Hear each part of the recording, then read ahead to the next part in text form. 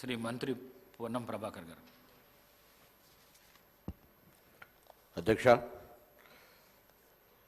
Cantonment శాసనసభ్యురాలిగా ఎన్నికై మొదటి session, దాని తర్వాత సమావేశాల్లో పాల్గొని ఒక రోడ్డు ప్రమాదంలో 23 ఫిబ్రవరి 24 నాడు మరణించడం జరిగింది.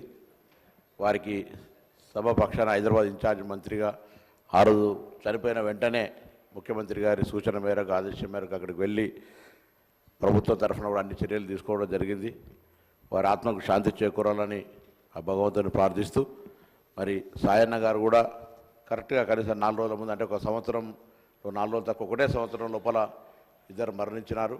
ఒక యువ శాసనసభ్యురాలుగా హైదరాబాద్కు సంబంధించినటువంటి నగర అభివృద్ధిలో ఉన్నటువంటి ఒక 15 మంది శాసనసభ్యుల్లో తను కూడా ఒక పాత్ర వహించి ఈ హైదరాబాద్కు సంబంధించిన అభివృద్ధికి ఒక భాగస్వామిగా ఈ యొక్క యువ శాసనసభ్యురాలుగా ఉంటుందని ఆశించాం.